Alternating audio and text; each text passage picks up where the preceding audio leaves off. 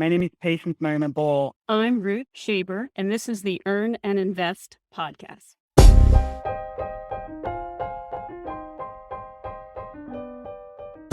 I grew up with a unique sense of privilege, no question, but in part in a fairly unrecognizable way.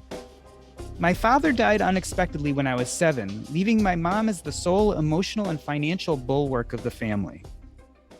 My mother, at the time finishing her MBA from Kellogg Business School, took a job as a CPA at a Big Five accounting firm and went on to have a strikingly successful career, first in corporate America and then running her own business. Thus, for me, through my medical education and career, it felt natural to find female role models, residents, attending physicians, teachers. I married a woman just prior to her entry into corporate America onto a team that was mostly run by women, and now the whole entity has a woman at its helm. I certainly believe the gender diversity I experienced early in life has enhanced my career, my wealth, and my life in unmeasurable ways.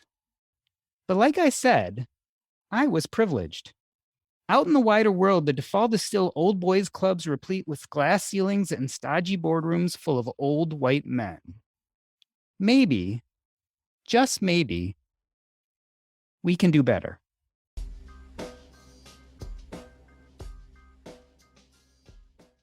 Patience Marime-Ball was Principal Investment Officer and Global Head of Banking on Women at the International Finance Corporation. She is the founder and CEO of Women of the World Endowment, an investment nonprofit focused on centralizing women as economic, environmental, and social change makers while delivering market rate, risk-adjusted returns and impact at scale. Patient holds a JD from Pritzker School of Law and an MBA from Kellogg at Northwestern University. Ruth Shaber is the founder and president of the Tara Health Foundation, which promotes health, well-being, and opportunity for women and girls through innovative, evidence-informed programs. She is also the co-founder and board chair of RIA Ventures, a group of foundations and investors that collaborate to bring new types of capital and enterprise to the field of reproductive health in the United States. Ruth holds an MD from the University of Pennsylvania and a BA from Yale University. They are both authors of the highly anticipated forthcoming book, The XX Edge, Unlocking Higher Returns and Lower Risk, which will be available June 21st. Patience and Ruth, welcome to Earn and Invest. Patience, I want to start with you. At the outside of the book, you point to a quote from Christian Lagarde. He was the head of the International Monetary Fund during the 2008 financial crisis. If it had been Lehman Sisters rather than Lehman Brothers, the world might well look a lot different today. Is the XX Edge arguing that women make better entrepreneurs, investors, and leaders? Or is it more a question of diversity in general that's beneficial? Thank you very much, Dr. G, for having us on your podcast. We've listened to some and they're awesome, and we're hoping that this one will be equally awesome. The question about what Christine Lagarde said, so that was right after the 2008 financial crisis. For me, when she said if it had been Lehman Sisters, things might have been different, I thought to myself, what if it had been Lehman Sisters and brothers? So to your question, it is about gender diversity. What we know is that gender diverse teams outperform peer non-diverse teams. And that's what the book is about, really talking about what happens when women are in decision-making rooms, in innovation labs, and in asset allocation rooms, that you are ultimately going to get lower risk and higher performance. Ruth, a quote from the beginning of the book.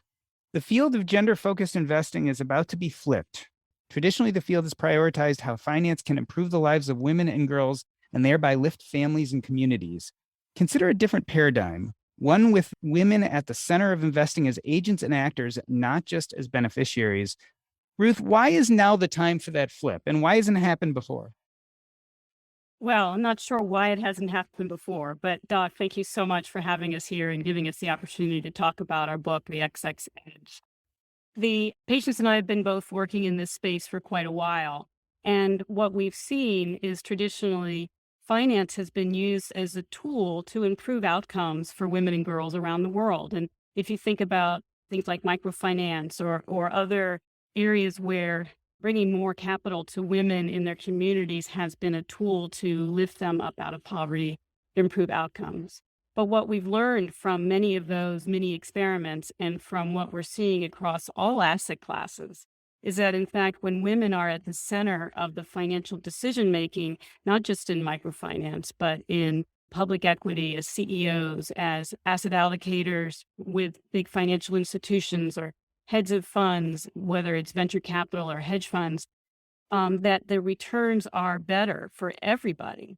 And that when you have gender diversity, you bring all of the talent to bear to make the best decisions. So it's not flipping the paradigm means it's not finance is not a tool to improve the lives of women who may be in need of that improvement, but in fact, when women are in the center of the financial decision making, it improves outcomes for everybody, both financial and social outcomes. Patience, can you describe when you yourself made that mindset flip? So certainly a lot of people start in the place where like, we need gender equity. We need it in the workplace. We need it into business, et cetera. Can you remember when it dawned on you that not only would it be good for us as women, but actually it would be good for everybody if we had a more diversified leadership in business and maybe even in the world?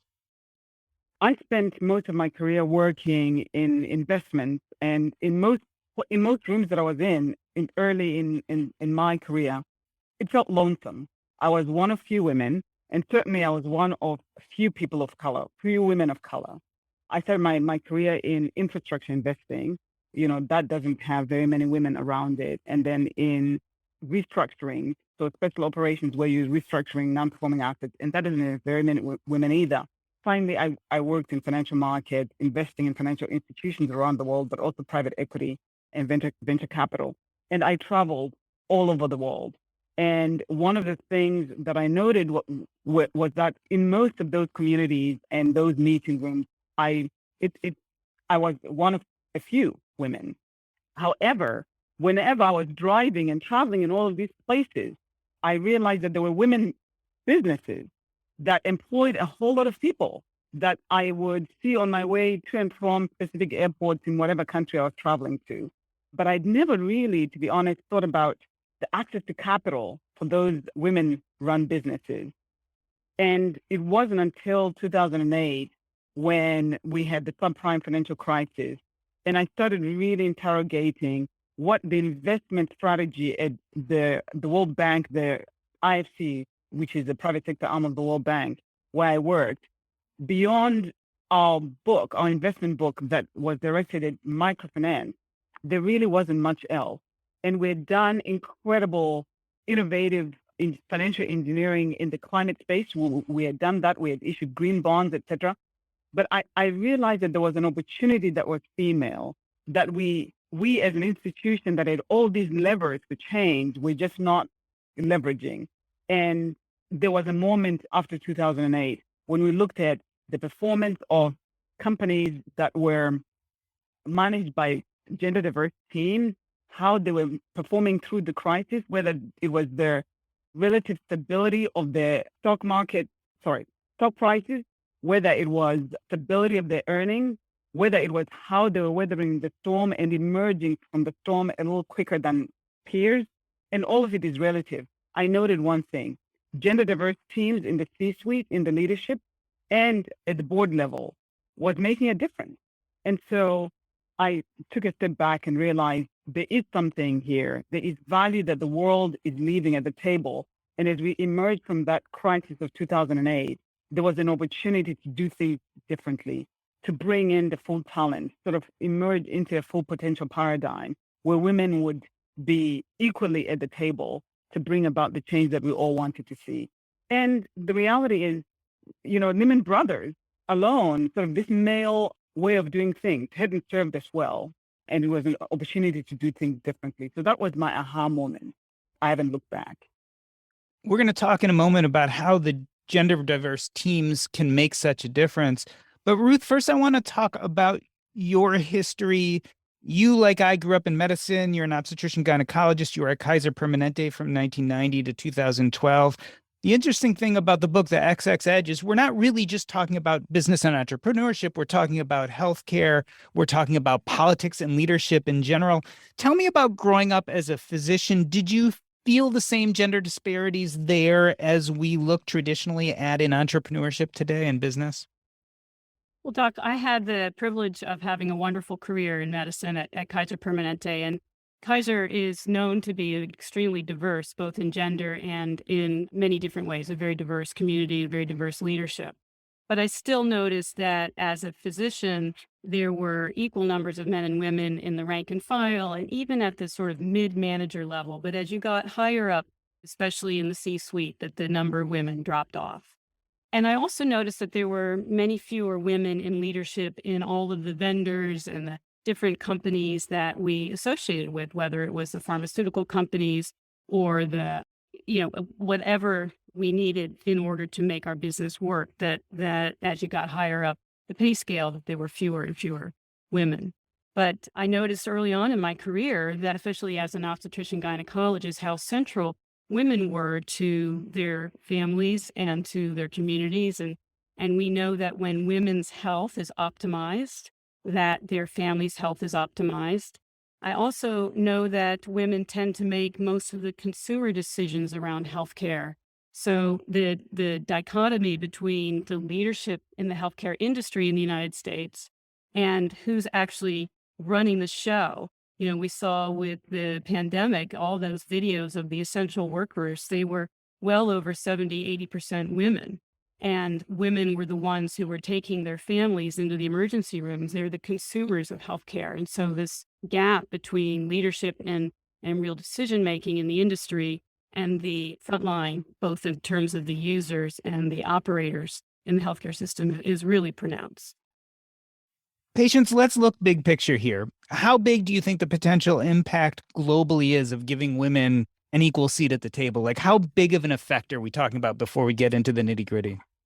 Yeah, it's massive, actually. So back in 2009, 2010, when I made the decision and worked with my colleagues to develop the Banking on Women platform, and that was a pun on words, banking on women, which means betting on women, trusting women to do the right thing, but also providing them access to capital. One of the things we did was to retain McKinsey to work with us to actually size the access to capital gap that existed at the time for women-owned, women-founded entities around the world, mostly small and medium-sized enterprises. And that gap in 2010, I believe, when we did the study, was $300 billion. If we could, find ways of giving that amount of capital to women in all these different countries, we would be able to accelerate the growth of their companies. And we know that, they are just, small and medium enterprises are the backbone of any economy in terms of employment. So that's one. And then in 2015, McKinsey actually did another study around this, and they found that if they looked at 95 countries, and they found that between 2015, they projected that between 2015 and 2025, if these 95 countries moved towards greater gender equity in employment and in how they run the economy, we would have generated an additional $28 trillion of capital for, into the global GDP.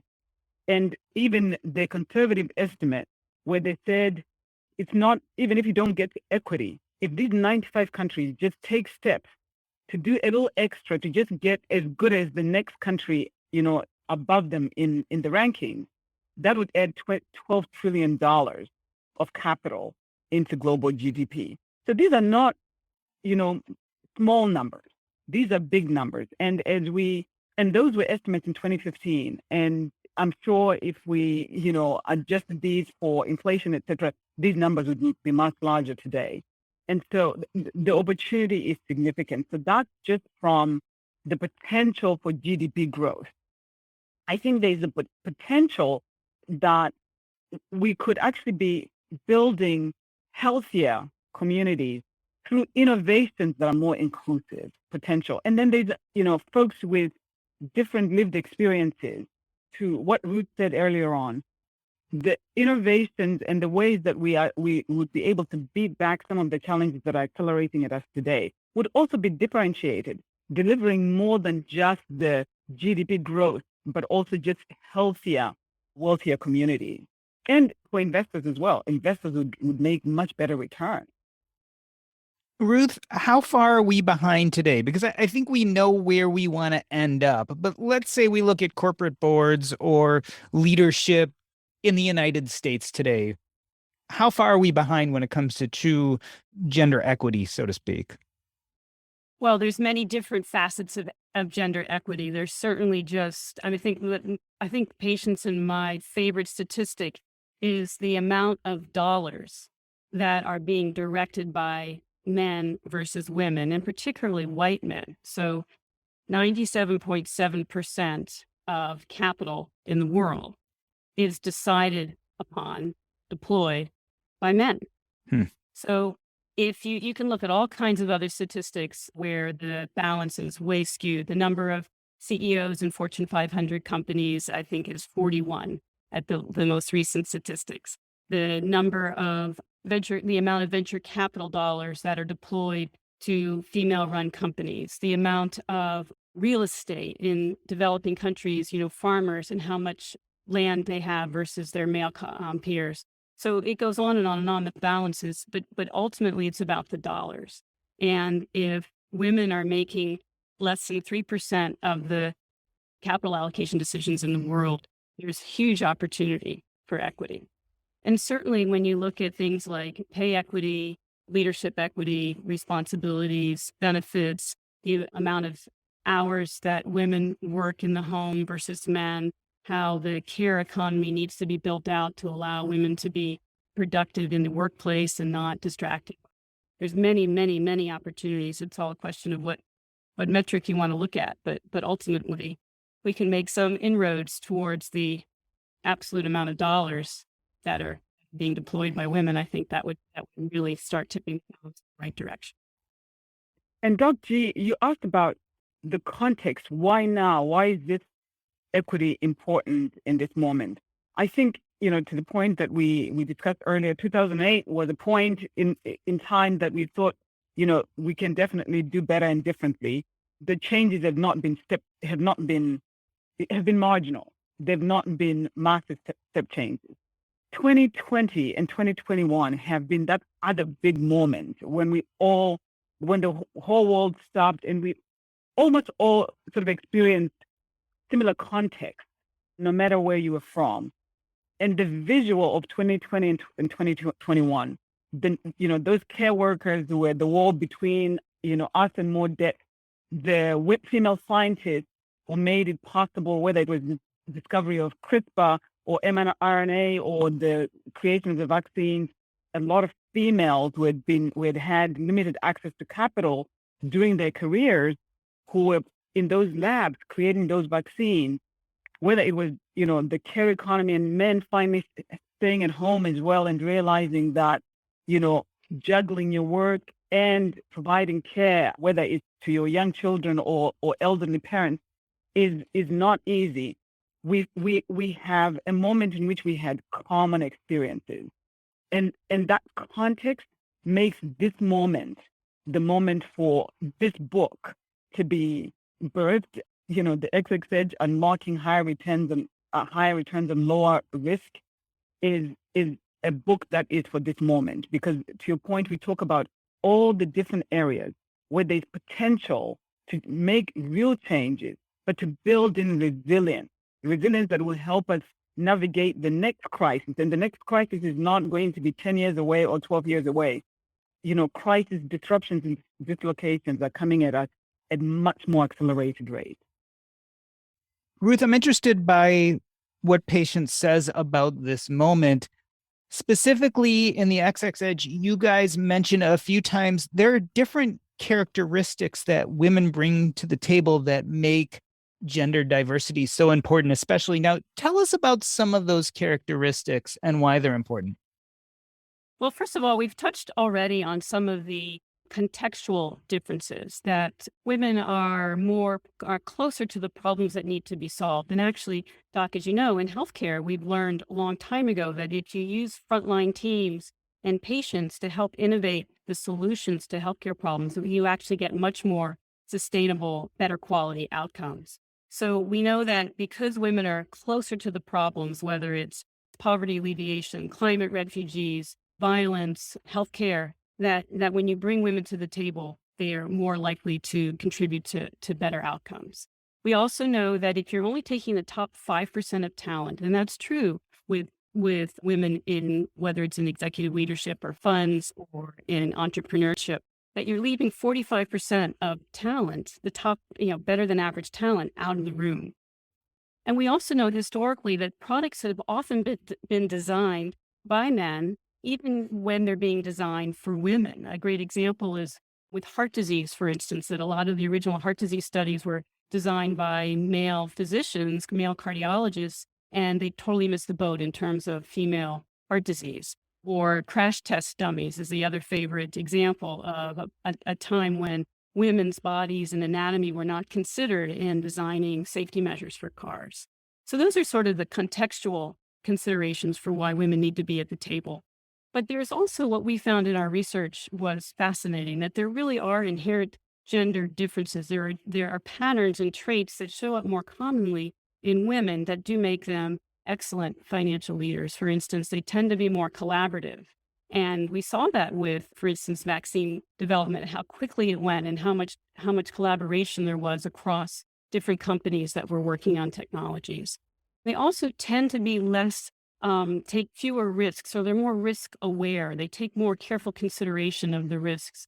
And in our research, we actually looked at the gambling literature, and we saw that it really plays out in terms of how men are more socially pressured into taking risks than women are. And that was certainly plays out in the boardroom and in the C-suite as well. And then women tend to be more to prioritize the long view. So they won't be as likely to sacrifice long-term outcomes for short-term gains.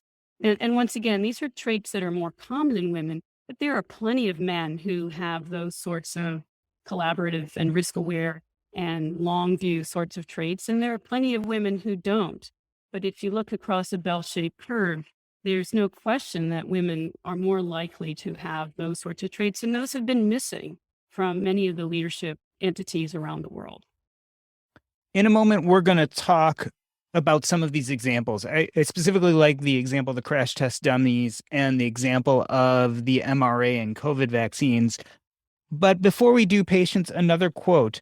The evidence is clear that when women share in the control of capital, as board directors, CEOs, entrepreneurs, borrowers, heads of government, better social and financial outcomes are the result. The book is packed with examples. I mean, you guys give tons of examples of how this is the case. I want you to just pull out one that you think is particularly stunning or interesting to you. Tell us about an example where this is really clear. So to the point of the data that we have in this book, we know that gender-inclusive teams are 21% more likely to see outperformance in profitability relative to all-male teams. We also know that female founders perform 63% better than those that are all-male founded teams. And this has been observed over a 10-year period. So there are many data points like this. But one of the stories, actually, maybe I'll point to two stories that sort of brought this home for me quite in a real way. So if you take the city of Medellin in Colombia, for instance, where it was a city that suffered from quite a bit of drug trafficking and that the attendant collateral damage that happened in a community.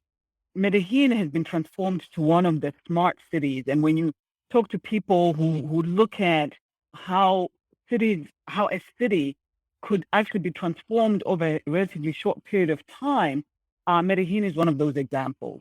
And one of the really interesting things about it is that the women in the community, one of the things they realized is that, they implemented sort of community governance, where they created pods of communal councils that were involved in the governance of the city. The other part is the women realized that they needed to be part of the budgeting process. They needed to be in that decision making because to the point that we're making, asset allocation really matters. Who is in the room when people are deciding about where capital goes matters, because the mid-journeys of people informs the priorities that they're going to assign to their decision making. And women delegates to these councils decided that they absolutely wanted representation on these capital allocation or budgeting allocation committees. And that made a difference. And what you see is capital was allocated to the basic needs of the community, to a place where they took care of the first level of challenges that they had, but they also understood that education was really critical. And we know that when women have money, they spend more than 80 cents on the dollar taking care of the needs of the family. And these women just applied that across the community. So education, healthcare, creating a safe environment like city lighting and so on for the community. And over time, that actually resulted in a healthier and wealthier community. Another example that I like is one from Mozambique, where the women, the young girls sort of were experiencing harassment and feelings of being unsafe in certain parts of the city. And they decided to start taking pictures and mapping the zones in their city where they felt unsafe, and started sharing these. And then this mapping actually ended up becoming part of city planning, where everybody ended up benefiting because more lighting was provided. The areas that were considered unsafe, infrastructure was put in to actually make them safer.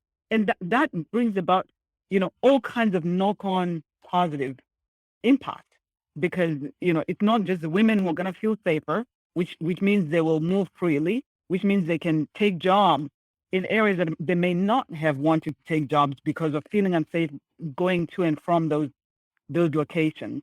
It has a knock-on effect that everybody in the community benefits because they also feel safer.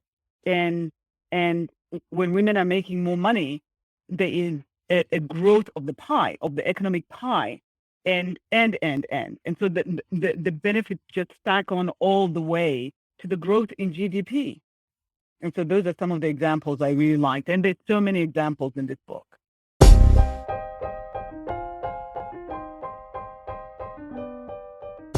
We are talking to Patience Marime-Ball and Ruth Shaber. They are authors of the forthcoming book, The XX Edge, Unlocking High Returns and Lower Risk, which will be available June 21st. We're going to take a short break. I'm Doc G, and this is the Earn and Invest podcast.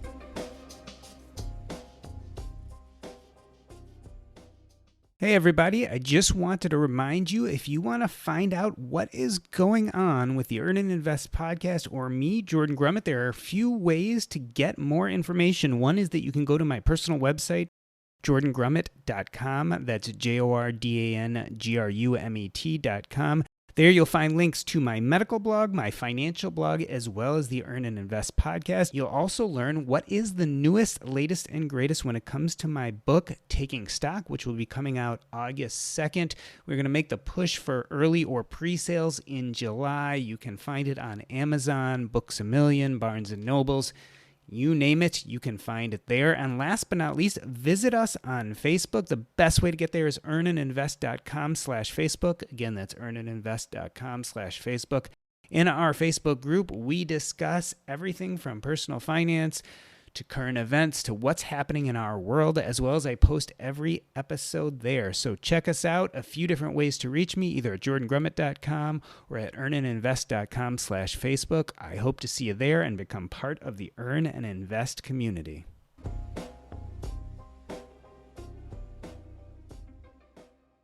Let me reintroduce you. We are talking to Patience Marime-Ball and Ruth Shaber. They are the authors of The XX Edge, Unlocking High Returns and Lower Risk. I want to talk, Ruth, about the crash test dummies. You point to the fact that when products and services are developed without women at the table, people are harmed and money is lost. Tell us about that debacle and how it demonstrates how gender diversity in the creation of products can be beneficial. Sure. Thanks for the opportunity, Doc. This is an important story because it's safety and it's business. So the brilliant decision was made that we need to actually find out what happens to people when they ride in cars and there's a crash. And some of the original scientists actually experimented on themselves, or they're probably on their graduate students. And the decision was made to actually manufacture dummies, and I think they were probably also animal studies that were done.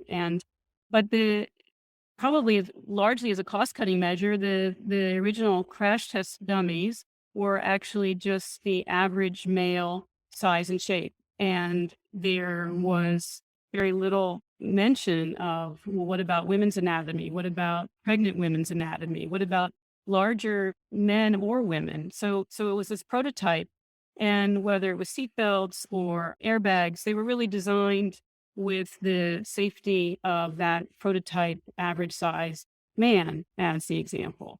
And I think we all know that there were ramifications of this, because in the early airbags, for instance, that the smaller people, male or female, where their heads weren't above the dashboard, when the airbag was deployed, they were dramatically injured. That's why we have that off button now, that where you can turn the passenger seat airbag off, because people have died early on, and they had to rework the safety systems for airbags in order to accommodate different size people, and certainly women. It's also true, for instance, for safety belts for pregnant women, that no consideration was taken around how pregnant women put a seatbelt around their developing bellies. So it was a great advancement to have this prototype human being to experiment on in a car. And it's tremendous how much safety measures we have now when we drive. But if from the start, if consideration had been made for the different anatomy, women's anatomy in terms of how they respond to whiplash, for instance, and their cervical spines are different, where their center of gravity is, just their general body mass. So if those things had been brought to the table from the beginning, there's no question that lives would have been saved. And also quite a bit of money would have been saved, because I think the car industry had to rework these problems and develop workarounds and redevelop their safety measures once it was realized that this mistake had been made. Patients, let's talk about COVID-19. One of the most dramatic scientific discoveries of certainly the last 100 years is the quick rollout of the vaccines for COVID. Talk about how gender diversity and leadership, specifically female leadership, played a role in this quick rollout. Yeah, so this is one where we all are still living in that sense of appreciation for what happened, right? 2 days ago, I had folks over for dinner, and we're still relearning how to actually have folks over for dinner in an enclosed environment. But all of it is possible because of vaccines. And so the history of how we got to a place where vaccines were rolled out so quickly starts, in so many different places. But one of them is the Genome Project. And you had a lot of men decide that they were going to study, it was sort of the trending thing, and a lot of male scientists were studying the genome. But there was this woman and a few other scientists, but Jennifer Doudna, who decided that one of the things that she wanted to study was RNA, sort of the less glamorous cousin of what was happening on the genome side. And that was less glamorous, which also meant, less money was being directed to that. But her conviction was this is what she wanted to study. And along with that study, she and another doctor, a French doctor named Charpentier, were able to make the CRISPR discovery. And CRISPR allowed the ability to really isolate the RNA's capability to be mapped to maybe genome alteration or gene or alteration. And we have a doctor like Dr. Catalina Carico, who was also studying RNA. She came in from an Eastern European country, went to work at the University of Pennsylvania, indicated that she wanted to study RNA, and really wasn't getting any money. This also comes to the lack of access to capital. So we have lack of access to capital for women who entrepreneurs. We also have lack of access to capital for women PIs. And this is well known. Less than 3% of capital that is grant capital goes to female PI. But she stuck with it. She went on to try and start a company. based on her RNA work, and that didn't work out. It didn't, it wasn't able to get, capital to really build on that company. It took a man, a Canadian gentleman who founded Moderna, who recognized, who read a paper, one of her papers, and decided to bring it in. So Charpentier and Doudna's work on CRISPR was one of the building blocks for the RNA study, which then Dr. Carrico took over. Well, she didn't take over. It was one of the things that she did. And mRNA as a methodology for developing treatments or a way of sending into our genes. I'm not a scientist, so I don't explain this very well. Altering our genes to be able to fight back virus attacks. She was able to then build on that. And then fast forward to a time that, COVID-19 was in our lives, you had all this research of women who had been collaborating and working in spaces where they were not recognized, not getting access to capital. Yes, Dr. Jennifer Doudna and Charpentier had been recognized for CRISPR. They'd gotten an award for CRISPR, but, not very much else in terms of recognition and access to capital. But this was the foundation of what was needed for the vaccine. And you then had women like, Dr. Kizzmekia Kobe at NIH, an African-American scientist who worked with Moderna on their vaccine. You had the folks in the Pfizer lab, but even AstraZeneca on the other side of the pond in the UK. It was women scientists who had been doing all kinds of work that had been considered less glamorous, were able to turn their research into a vaccine. And the AstraZeneca vaccine has women behind it as well. It just goes to show you that women the long view that we talked about, that it's not necessarily what's glamorous today, what's getting all the buzz today, and what's getting capital today that they gravitate towards. They will gravitate towards conviction, right? They were convinced that there was something in RNA, and they wanted to continue studying it regardless of the struggles of access to capital. And this is how we end up in a place where I can have dinner in my home with friends who are coming from all over the place, and we have a world that's opening up again. So that's just a good example of what happens with sort of collaborative leadership, collaborative innovation, and having the long view, understanding that this is not the sexy thing today, but it's an important thing to study. So Ruth, we've talked about product development, crash test dummies. We've talked about scientific research and COVID. Let's look at how gender diversity can have a large impact on what I feel are two incredibly big crises that we're facing today. Let's start with healthcare. How can gender diversity help better solve for some of our healthcare issues today? Well, it was really fun to write the book, The XX Edge, because it gave me an opportunity to fantasize about my personal vision for what the healthcare system in the United States should look like. And the U.S. healthcare system is truly broken. We spend more money than any other country, and we have only mediocre outcomes. And true, if you have a lot of money and you can have access and privilege to maneuver in the system, you can get the best healthcare in the world. But that's a small percentage of Americans who actually have access to that, and most people do not. And, if you look around the world to other healthcare systems that are much more female in orientation, much more matriarchal orientation, they rely heavily on community health workers, for instance. And there's not so many overpopulation with specialists, no offense to my specialist colleagues, but they really have a much more of a community, family-oriented approach to healthcare. They understand just intuitively the social determinants. They understand that if there's violence in a home, it doesn't matter whether they're giving prescriptions for the best drugs to fight anxiety or to combat other types of mental health disorders.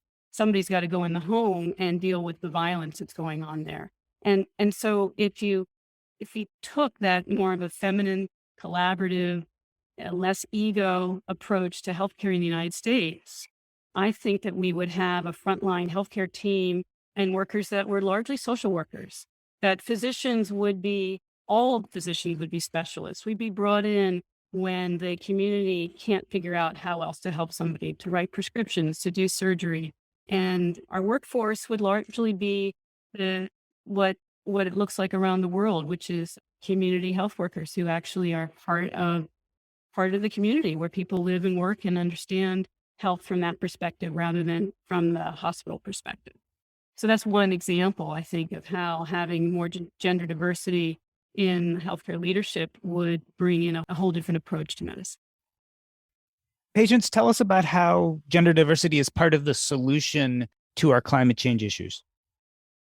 So this is another big one, right? And as we all face accelerated rates of, fires and droughts and floods in different parts of the world at a rate that's just not, or at least in recorded history, we have a lot of hotter than any temperature recorded in recorded history and that sort of thing that we're hearing more and more of. So here's what we know.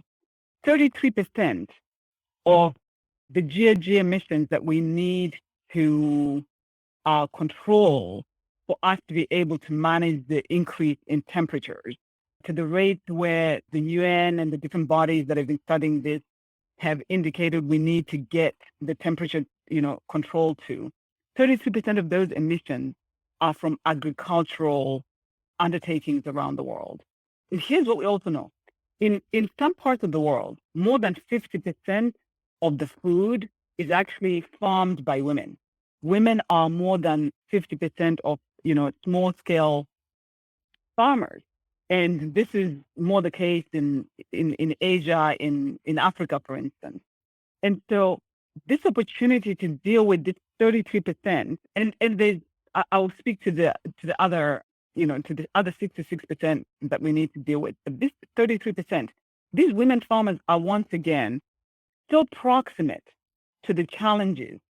We point a story in our book where in Ghana, this lack of recognition of these women farmers as critical assets to GDP means that you're losing out on getting their know-how on how best to tackle climate change and build in resilience, right? For the other 66% that's not agriculture related, we all know that most decisions in households around consumption, women are central to those decisions. So the demand side of climate mitigation is also very female. And so that's part of when we talk about climate mitigation, we tend to talk about, the build out of the large power generation assets. And that's what I used to do in my previous career. And so there is much to be said around that because we need to actually we need to transition those to green generation. But there's the other part, the consumption part, whether you turn the lights off in your home or not, what sort of appliances you're using that are either climate friendly or not, all of those things, women are central to those decisions. And we're not bringing them into the conversation enough. And I can tell you that if we had more women in asset allocation rooms making the investment decision, if we had more women in asset allocating to even the smallholder farmers, the access to credit in order to do what they do, that is part of it as well. So, and access to decision making in corporations where, how corporations produce their product, how they move their product, all those decisions with women inside the room would have a difference in outcomes. Ruth, let me take the position of a narrow-minded listener. Now, granted, none of the Earn and Invest listeners are this narrow-minded, but let's just say I'm a 52-year-old white guy. I listen to Earn and Invest because I want to make money, right? That's what I want to know, how should I invest my money? What's going to make me most successful? I hear about climate change, I hear about healthcare, but I can't change any of those things. What is the message for them here about gender diversity and how it can affect their bottom line? Thanks for asking that question. And this is something that's really important to patients and I in thinking about the gender finance. And for decades, the folks who've been working in this space have been talking to themselves and making a ton of money. Both patients and I have managed our own portfolios, personal portfolios, and also for our organizations with gender and exclusively gender focused framework. So at the Tara Health Foundation for the past 8 years, we've screened every single investment, whether it's in public equities, in community grants, or in private equity, venture capital, with a gender analysis. And we've beat the market every year. So it's not that we've made money despite having a gender focus. It's we've made a lot of money because we have a gender focus. And for all the reasons we've talked about in this hour, the diversity in general and gender diversity in particular brings the opportunity for new innovation, for filling the gaps in how decisions are made, in growing the pie. All those things mean that each individual investor is going to make more money. If you look at something just one little way of understanding this, women tend to pay their loans back more often. They pay them back more reliably. They're much less likely to default, whether it's a business loan or a personal loan. And yet, historically, banks have preferred to lend money to men. Doesn't make any sense. It is a stupid business decision to prioritize a male borrower over a woman, when women are going to be much more reliable. They're going to be more loyal to your bank. We know that too, and we've looked at some of that interesting data as well. So if I was a big bank, I would start prioritizing my female borrowers. And that's easy. I would get ahead of my competition. I would have much more reliable repayments, and I would rest a lot easier at night. So there's one example how prioritizing women and just prioritizing gender diversity more broadly is going to return higher returns to men. Patience, you go as far at the end of the book of discussing the 8 imperatives for a winning portfolio. Specifically as individuals and especially as men, what can we do now that we're aware of the situation? So thank you very much, because at the end of the day, it's the so what, right? It's the so what that counts. We've given you all this data. You are now convinced. And now, what should you be doing? And to Ruth's point, it is really what Tara Health Foundation does. We do every single day, looking at when you make decisions that centralize the role of women, how does it improve your financial bottom line, but also impact outcomes? So, practical things. If you are an asset owner and you are looking at who should be moving your capital, who should be your asset managers, I think you should at least look at whether there is gender diversity in that asset manager entity, because you will get a differentiated portfolio. You will get a portfolio that has better safeguards around risk mitigation, and you will get over the long term a portfolio that does not prioritize short-term gains, but really gives you good returns over time. So take a look at who is actually in the investment committee, in the rooms that are making the decisions. You should listen to women more. I mean, that's just basic and simple, right? Partly because, to the point that we made about women tend to be risk aware. They tend to research opportunities, and traditionally it's been called women are risk averse. No, women are risk aware. And that makes it so that they are looking around the corners, doing their research. You want to, if they're talking, you want to probably stop talking over them and listen to them. Then when you look at the companies that you're investing in, or in your single name security or your portfolio funds, whatever it is, do a quick audit. Look at, who is the leadership? Where are the women? Are they in the C-suite? Are they on the board? But go deeper and look at, is there pay equity in this organization? Because it's one thing to be, attracted to, well, first of all, are there women across the ranks? So that it's not just at the top, but it's an organization that actually has diversity across the ranks and values that diversity. And how a company shows that it values diversity is, are they paying all the employees equally? Are they providing benefit packages that allow their employees to thrive? What sort of products are they putting out into the market? And then when it comes to where you buy, where you shop, if you live in a community with small business owners, be aware of, where are you spending your dollars? Are you spending your dollars with small businesses in your community that are women-owned or not? So these are all the things that you can do at a personal level, at an asset allocation level, and beyond. Doc, if I can add to what Patience said too, that a lot of folks who are in the position to hire and recruit for leadership positions, they say, well, there just aren't any women out there, or it's only a certain type of person who applies. And so I just hire the best candidate. It takes work to find more diverse people for your workforce. If you're in the position of being able to recruit, you have to be intentional. You have to actually go outside of your usual circle. We all know people who look just like us. And so you have to work at it.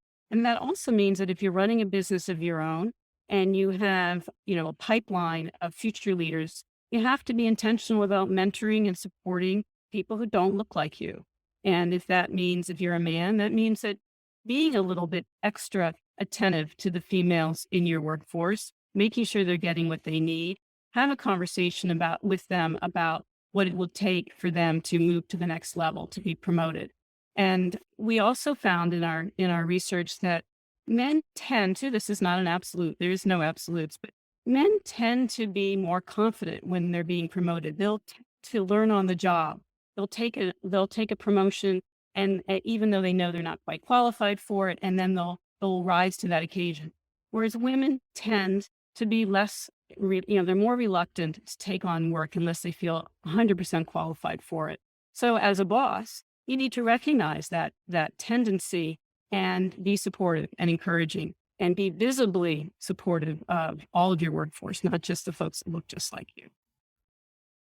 Well, Ruth and Patience, I wanted to thank you for coming on the show today. I feel like there are two huge takeaways from this conversation, as well as many others. One is there's no question gender diversity is both the morally and ethically right thing to do, but it's also financially the right thing to do. And I think we can't forget that we're really talking about better outcomes all around. The second is that we've got major problems. We've got problems with healthcare. We've got problems with climate change. We've got problems with gender-based violence, which is something you guys write about, but we didn't talk about today. And if we want to solve these problems, we have to try something different. We have to break the mold of what we've been doing so far and expand. And I think looking at gender diversity throughout all these realms, whether we're talking about business or politics, or even just human rights, is one of the pathways forward. I wanted to end this episode the way I end every episode by asking you what is up next in your life and where can people find you if they want to learn more? Ruth, let's start with you. What is going on with you? And if people want to ask you questions or interact with you, is there an easy way for them to get in touch with you? Thanks, Doc. Well, we are both first-time authors. So, of course, we are very focused on promoting our book, not just because we want the book to be successful, but we feel strongly that this is a movement, that the book is a resource for, that we really do want to flip the face of finance so that it is more diverse and that women have the appropriate 50% of access to capital. So ultimately, that's what we're doing. You can certainly hope that you'll go to our website, thexxedge.com, take a look at some more of the information there, pre-order our book, which will be coming out on June 21st. And through that website, you can get in touch with me and with Patience. And Patience, anything else going on in your life and anything else you want to share with the audience? The book, The Exit Edge, Unlocking High Returns and Low Risk, is a manifestation of the thesis at Women of the World Endowment. So in addition to the book and all the wonderful things that are the research that we're able to surface, the case stories that we're able to tell, the work that we do every day at Women of the World Endowment is really living this thesis, centralizing and providing fuel into the thesis of women as solution drivers and not beneficiaries and victims, but really solution drivers to some of the intractable problems that we all face. And for that, I continued to be incredibly excited. We started Women of the World Endowment 3 years ago. Ruth is a chair on our board. We are partners in that as well as the book. And so we're continuing to push, and some of our investments prove out the thesis that, in fact, all of our investments, that you can invest with this thesis of centralizing women whether it's in the strategy, in the team that you're selecting, in the products that you're investing into, and you will make, strong financial returns. We proving that out. And the website to find more information on the Women of the World Endowment is wowendowment.org. So that's WOWENDOWMENT.org. And you can also find us on LinkedIn. But we would love for as many people as possible to join the movement of changing the face of financial markets and changing the face of decision making in so many different rooms and innovation labs, etc. Because that's what the world needs to push back on some of the accelerating challenges. The book is The XX Edge, Unlocking Higher Returns and Lower Risk. It will be available everywhere on June 21st. This has been the Earn and Invest podcast. On behalf of myself, Doc G, I wanted to thank Ruth Shaber and Patience Marime-Ball. That's a wrap.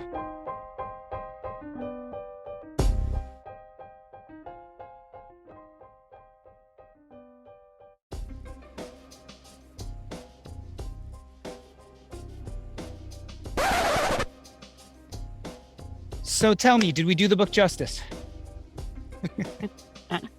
You're incredible. I hope every podcast that we have is as good as this one. To your point, the fact that you've read the book just really made the conversation one that was, that went deep in areas that we may not have time with other folks who are not well read, who have not read the book. So that's really appreciated. We truly appreciate you reading the book and asking us the questions that others. Oh, we lost you. We lost you for a second. Sorry, I hope that didn't happen. Speaking. It happened here and there, but I'll be able to work around it. It'll be fine. Yeah, I echo to what Patience said, Doc. I thought that you did a great job of asking great questions, and I think you really captured there wasn't a time when I said, "Oh, I hope they'll ask me this so that we can bring up a certain point." I don't think anything was left out. Of course, there's always more stories to tell. There's always more things to talk about, but you did a great job. Really appreciate it. Thank you. It's I will tell you, it's challenging because there's a lot in that book, in a good way, right? So there's a lot of detail. And I know, and I have this sometimes when I deal with some of these much bigger subjects that, you want to make sure that you give people the real gist and story of the book. You get to some of the real meat, but that you have to leave lots out to do that and yet still have a deeper conversation. That's always the struggle I have of trying to encapsulate that. You gave us the opportunity to go into the details and the stories, but still come back up to the high levels. So that was great. And this is, we're new at this too, so this is great practice for us to appreciate it. Yeah. Any feedback for us in terms of how the interview went and what you would advise for us going forward? And it's Patience and I have been working beyond shortening your answers. We get that all the time. I don't agree with that at all, but that's my take. So my take is, if I'm doing my job as a good podcaster, you'll barely hear my voice. Like, my voice is really to ask you the probing questions that get to tell us your secrets, and then sitting back and letting you tell us your secrets. So my opinion is, I would much rather have those. Again, I can always go and kind of clean things up later on in editing. But that's where the real, my people have heard me talk enough. You know what I mean? Like, the idea is to highlight actually your book and what you have to say. No one can tell you how to deliver what you know best. The only information I'd always give is make it easy and good and clean, which again is good mics, good Wi-Fi connection, come prepared, try to make sure you're in a quiet place. You're really somewhat at the mercy of the podcast host, right? So you're going to get some who are very into it. You're going to get some people who read a few pages or a chapter and are going to say, so tell us about your book, and expect you to come to the party with everything. You're probably going to get a mix of it all. On the other hand, the bit of research I've done so far on book marketing, which is something I'm obviously very interested in because I'm in your situation, is that do as many podcasts as you can. Try to hit as broad audience as you can, because more than the book tours, more than the media, like getting mentioned in the big places, more than any of that, I think podcasts probably sell books. So it's worth being on those stages and sounding competent. Above and beyond that, you can only kind of use whatever the host gives you and try to kind of answer questions as best as you can there. But being in those places is my suspicion, at least from the bit I can tell, is what will help with success, because nowadays, even though you may have a great publisher, there's only so far they're going to go with your marketing. The rest is really up to you.